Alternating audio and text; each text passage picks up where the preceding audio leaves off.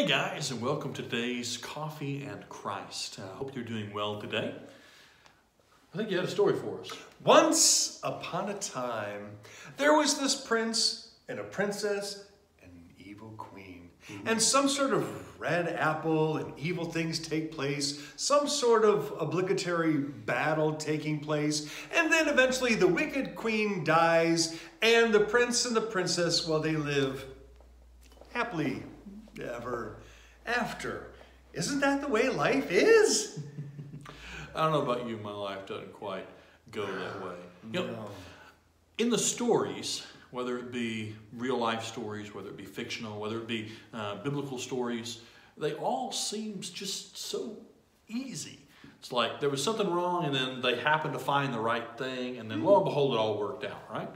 What they forgot, what they didn't tell you were all the emotions, all the anxiety that was in the midst of that, all the fear, all the choices that had to be made leading up to that moment. And the reality is, life isn't a fairy tale. Nope. And faith and the life of faith isn't a fairy tale either. Not at all. You know, when I think about courage, having courage, I reflect on the instance there with the 12 spies sent into the land by Moses and the choice that they were faced with.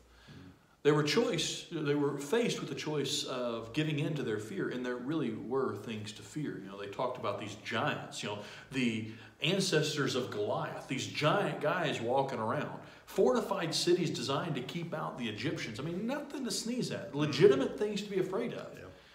They were faced with whether to give into that fear or to trust the God who told them to be strong and courageous and to trust in Him.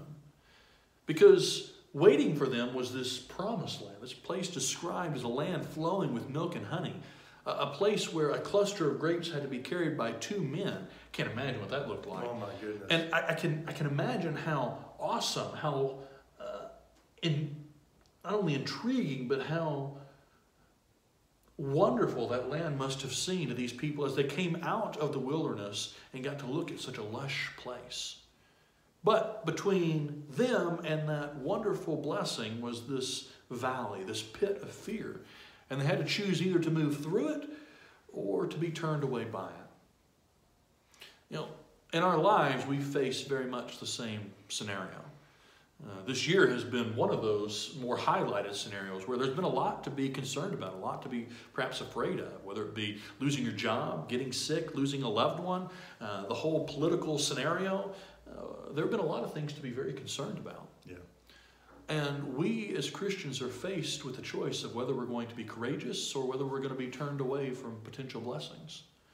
And you know, we wanted to take just a minute to say how proud we are of those of you who continue to choose to be courageous, to, in the midst of fear, in the midst of concern, choosing to take that next courageous step. Because we know your life is a daily grind.